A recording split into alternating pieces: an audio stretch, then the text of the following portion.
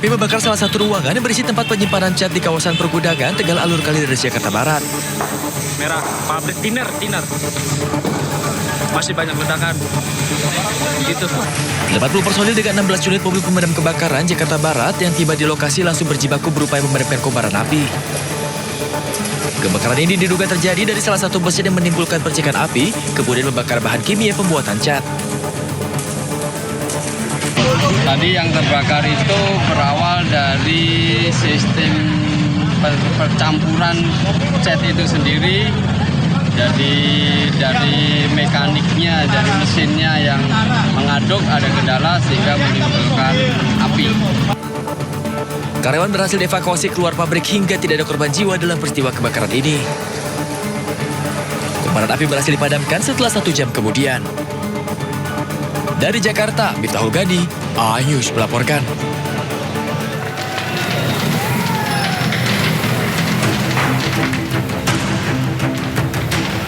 Api berkobar di sebuah gedung yang sedang dalam tahap renovasi di Jalan Cikini Raya, Menteng, Jakarta Pusat pada Rabu siang. Banyaknya material bangunan yang mudah terbakar membuat api kian mengganas hingga terdengar beberapa kali suara ledakan.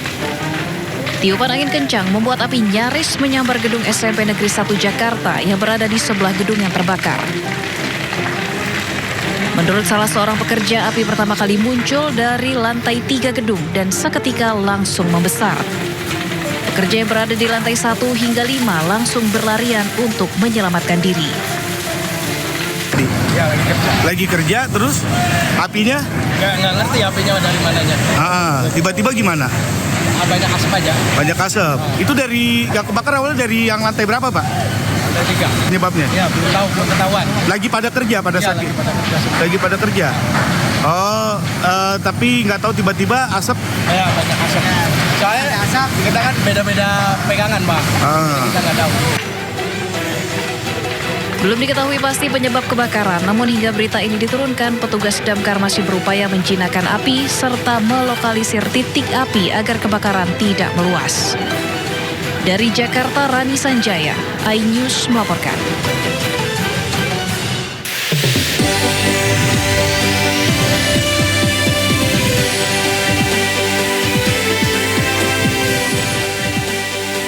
Kawasan kaldera Gunung Bromo masih terbakar. Petugas gabungan pun terus berupaya menjinakkan api agar tidak terus meluas.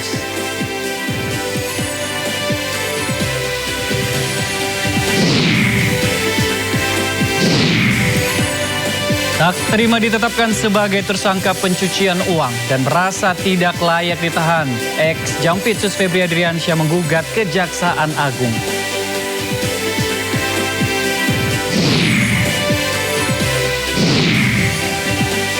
Usai 3 tahun tertimbun reruntuhan, 112 jenazah korban serangan Israel di Gaza akhirnya dimakamkan.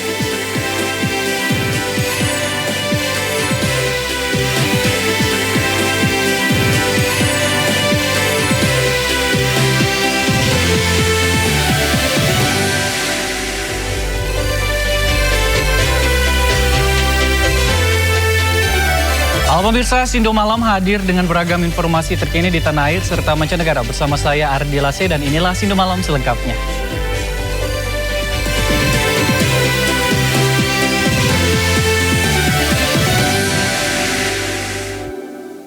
Pemirsa, kita awali Sindo Malam pada hari ini. Aksi nekat seorang pria diduga hendak membakar diri di kota Bandung berujung petaka. Api menyambar ke pemukiman hingga menghanguskan 4 bangunan. 1 orang mengalami luka bakar.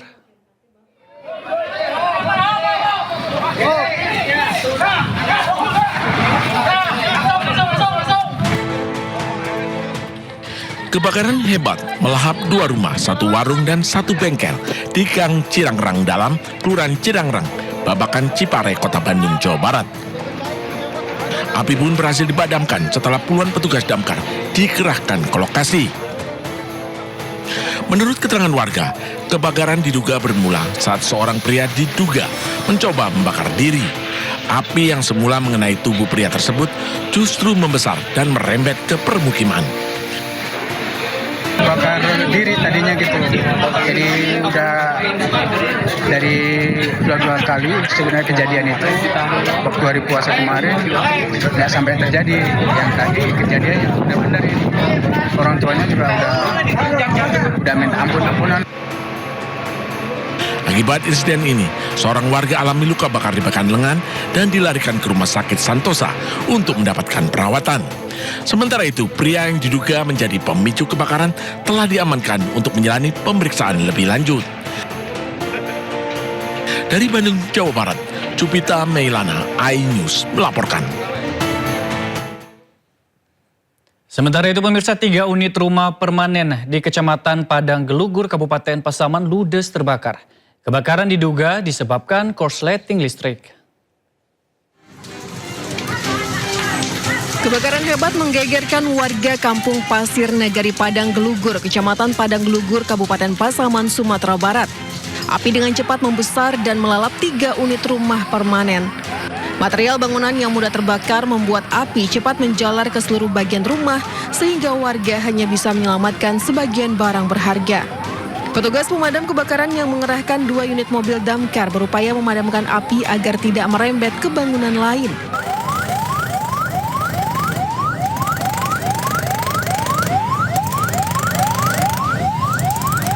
Petugas mengalami kendala akibat membludaknya warga yang memadati lokasi kebakaran.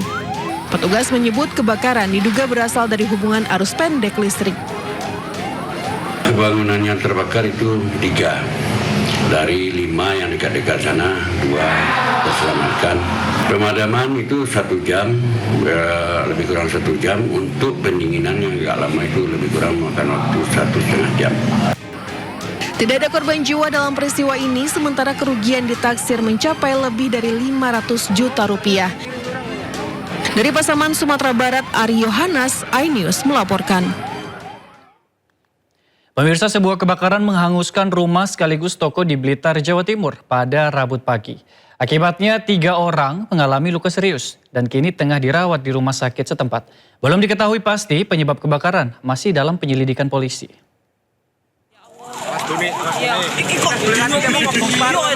Alhamdulillah wis teko lur. Ya Allah mesakne lur, ya Allah. Nek resik. Kebakaran menghanguskan rumah sekaligus warung terjadi di Dusun Sembung, Desa Pager Gunung, Kecamatan Kesamben, Kabupaten Blitar. Api sudah melalap seisi bangunan, bahkan seisi samping rumah pun tak luput dari kobaran api.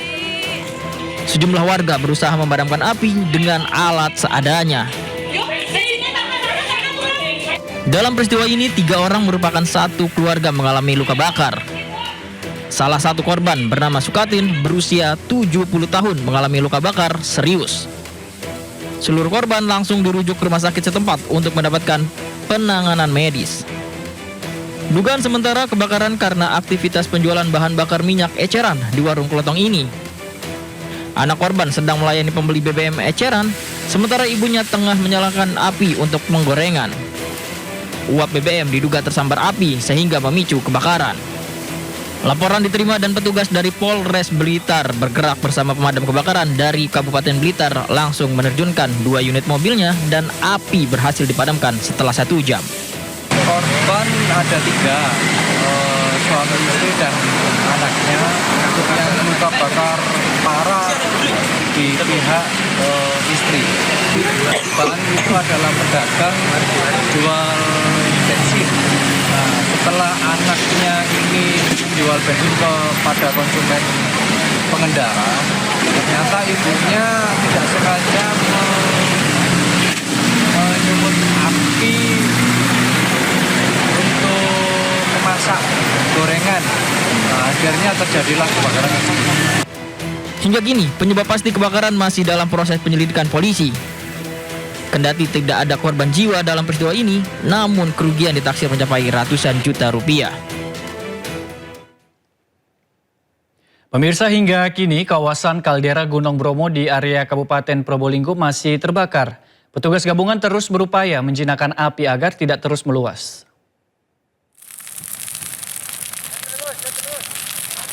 Ya pemirsa, tim gabungan dari TNBTS, relawan BPBD Kabupaten Probolinggo terus berupaya menjinakkan lahan savana yang terbakar di Gunung Bromo. Petugas menjinakkan api dengan alat gebyok dan water spray. Lahan kering dan angin kencang diduga pemicu api terus menjalar. Wisata Taman Nasional Bromo Tengger merupakan Semeru pun ditutup dari arah Malang dan Lumajang. Belum bisa dipastikan seberapa luas lahan yang terbakar sejak Senin sore lalu.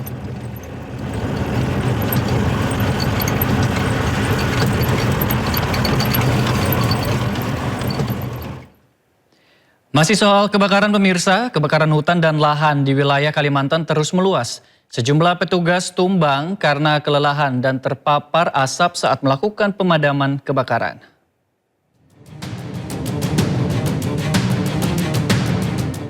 Kebakaran hutan dan lahan di Palangkaraya dan Kabupaten Pulang Pisau, Kalimantan Tengah hingga kini masih meluas.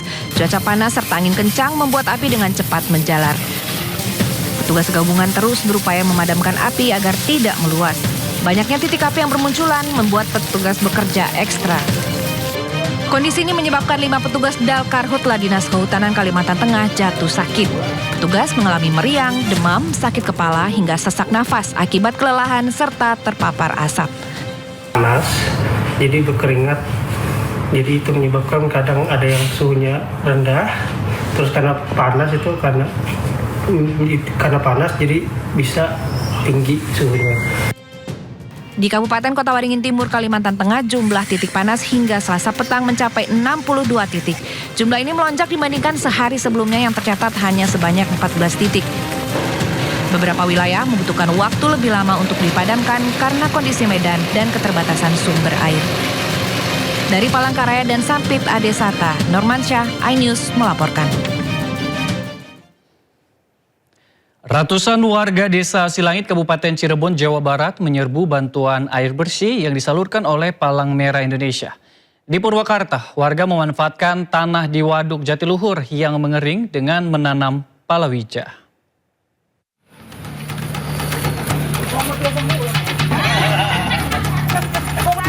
Warga desa Silangit, Kabupaten Cirebon, Jawa Barat menyerbu truk bantuan air bersih yang dikirim Palang Merah Indonesia. Mereka membawa jeriken, galon, hingga ember untuk menampung air bersih. Bantuan air menjadi berkah bagi warga setelah berminggu-minggu kesulitan mendapatkan air akibat kemarau panjang. Di Desa Silangit, PMI membagikan 4.000 liter air bersih ke sejumlah blok yang terdampak krisis air. Kemarau yang melanda Kabupaten Purwakarta, Jawa Barat selama beberapa bulan terakhir membuat permukaan air Waduk Jatiluhur terus menyusut. Kondisi ini kemudian dimanfaatkan warga untuk menggarap lahan yang muncul akibat surutnya air dengan menanam berbagai jenis tanaman palawija. Sendiri bukan? Bukan, lahan POJ. POJ, lahan sumbangan ya Mbak. Tapi kalau surut airnya dikebunin gitu. Kalau banjir ya nggak apa-apa gitu. Jadi warga sudah biasa ya Pak? Sudah biasa di sini, iya. Surutnya permukaan air Waduk Jatiluhur di setiap musim kemarau menjadi kesempatan bagi warga untuk bercocok tanam. Meski hanya bersifat sementara, lahan ini mampu memberikan tambahan pangan serta pendapatan bagi masyarakat sekitar. Tim Liputan iNews melaporkan. Seorang petugas PLN tersengat listrik saat memasang aliran listrik baru di Cengkareng, Jakarta Barat. Evakuasi berjalan dramatis karena korban tersangkut di atas tiang listrik. Warga geger melihat seorang petugas PLN yang tengah melakukan pekerjaan pemasangan sambungan listrik tergantung di atas tiang listrik Jalan Swadaya, Taman Kencana, Cengkareng, Jakarta Barat. Diduga korban tersengat listrik hingga tubuhnya tersangkut tak berdaya. Evakuasi yang dilakukan warga berjalan dramatis dan menegangkan karena khawatir malah ikut tersengat. Setelah bisa diturunkan, korban segera dibawa ke rumah sakit dalam kondisi selamat. Kecelakaan ini menjadi pengingat tingginya risiko pekerjaan di jaringan listrik, serta pentingnya penerapan prosedur keselamatan kerja dan penggunaan alat pelindung diri secara ketat. Dari Jakarta, Miftahul Gani, iNews melaporkan. Pemirsa geger, mayat pria termutilasi ditemukan dalam karung di Pancoran Mas, Depok, Jawa Barat. Sadis kondisi jasad hanya separuh badan dengan tangan terikat.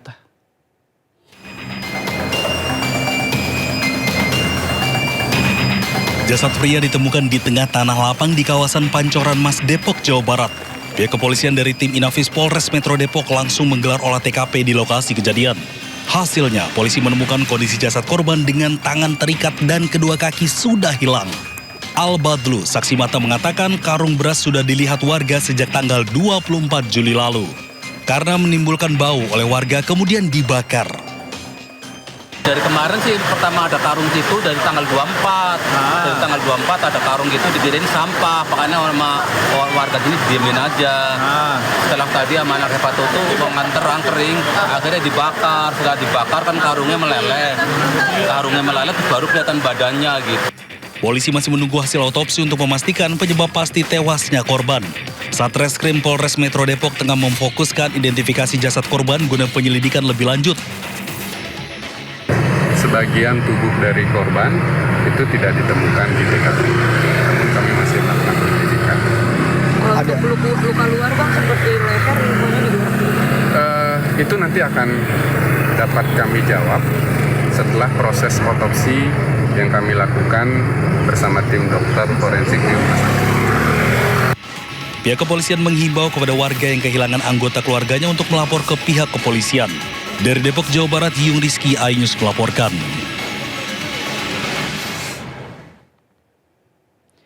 Setelah hampir 3 pekan penyelidikan, Polres Siak akhirnya mengungkap penyebab kematian dokter PPDS anestesi Alex Kristoloris yang ditemukan meninggal di semak belukar samping pagar RSUD Tengku Rafian Siak. Selain besar pendidikan, terungkap korban diduga alami tekanan psikologis akibat terjerat pinjaman online.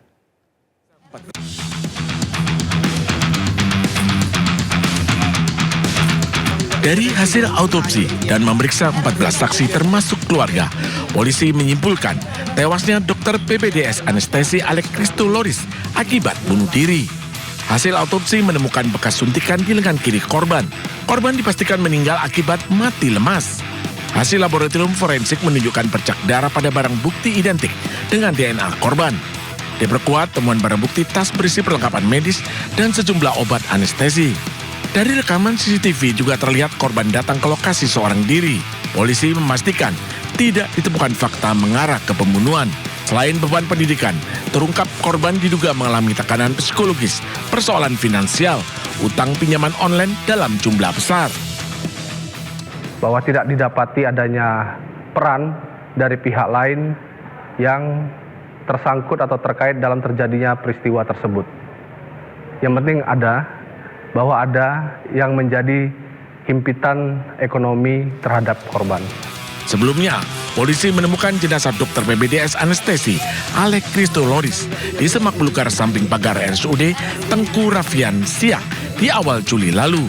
Dari Kabupaten Siak, Riau, Eli Suwanti, iNews melaporkan. Pemirsa, niat hati hanya curhat di media sosial, berujung pasien BPJS malah mendapatkan komentar nirempati dari tenaga medis. Belakangan baru diketahui pasien ternyata meninggal dalam perawatan dan nakes yang berkomentar ramai-ramai minta maaf.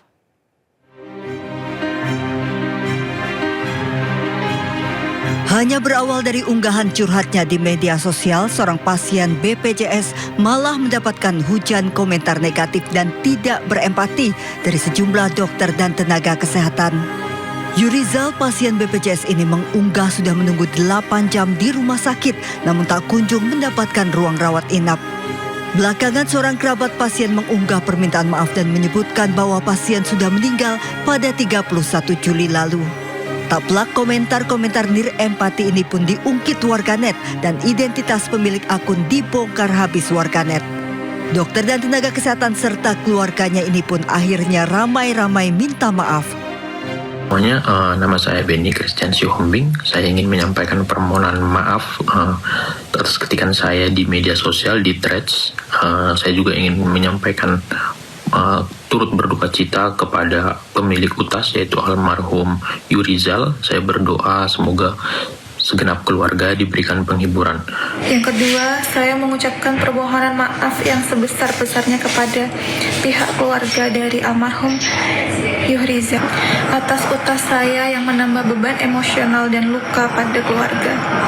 Saya menyadari kesalahan saya dan ketidakprofesionalan saya sebagai tenaga kesehatan.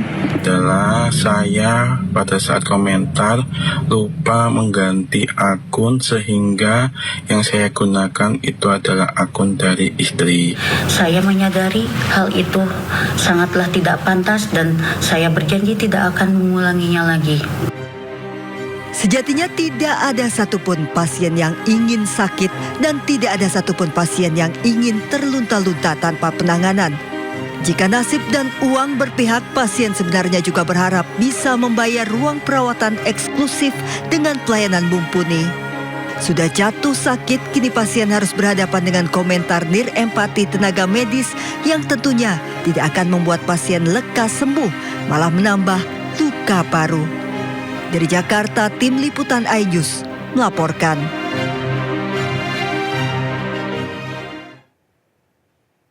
Ya pemirsa, pihak Rumah Sakit Umum Pusat Dr. Sarjito Yogyakarta menegaskan, pasien yang viral bukan merupakan pasien di rumah sakit tersebut. RSUP Sarjito juga akan memproses dokter yang memberikan komentar nirempati di media sosial.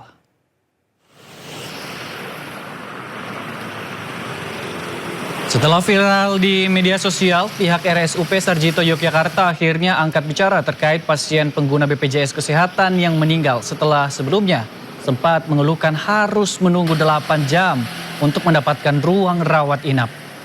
RSUP Sarjito Yogyakarta menegaskan bahwa pasien atas nama Yurizal bukan merupakan pasien RSUP Sarjito, melainkan pasien dari sebuah rumah sakit di Bogor, Jawa Barat.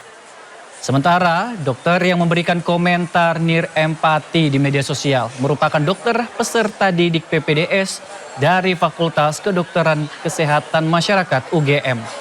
Ini yang bersangkutan telah dinonaktifkan sementara dan akan diproses melalui mekanisme pendidikan bermartabat. Bahwa pasien tersebut bukan pasien dari Rumah Sakit Sarjito. Jadi ini murni pasien di luar Rumah Sakit Sarjito. Kemudian yang kedua, bahwa dokter yang memberikan komentar tersebut, yang mengunggah tersebut, merupakan dokter peserta didik dari FKKMK UGM dan RSUP Dr. Sarjito. Jadi ini murni peserta didik yang melakukan mengunggah di media sosial secara personal. Kita beralih ke informasi lainnya pemirsa, Lembaga Pemasyarakatan Kelas 1 Semarang berhasil menggagalkan upaya penyeludupan narkoba dengan modus pelemparan dari luar tembok lapas. Bungkusan paket berisi sabu dan obat terlarang sengaja dilempar dari luar yang diduga ada pemesan narkoba dari warga binaan.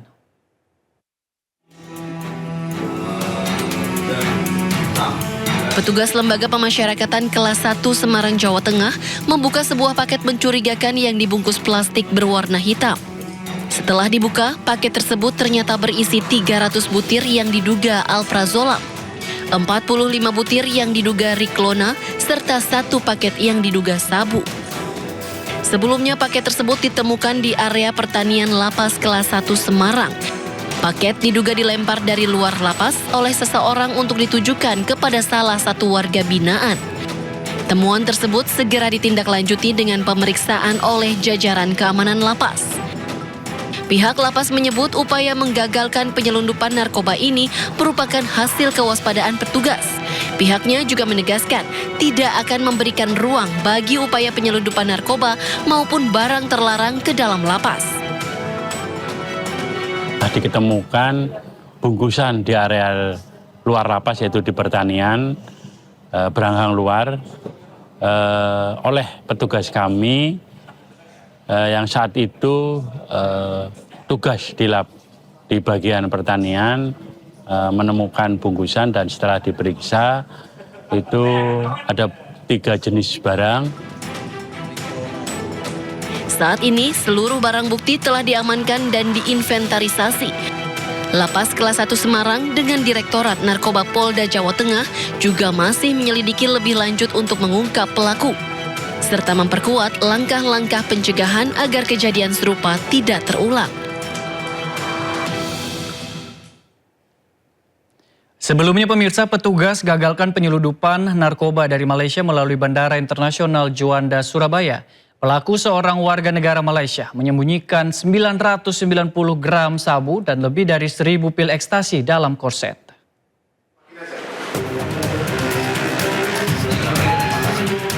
Seorang warga negara Malaysia penumpang pesawat rute Kuala Lumpur Surabaya harus berurusan dengan Satgas Pengamanan Bandara Juanda karena kedapatan membawa narkoba jenis sabu dan pil ekstasi.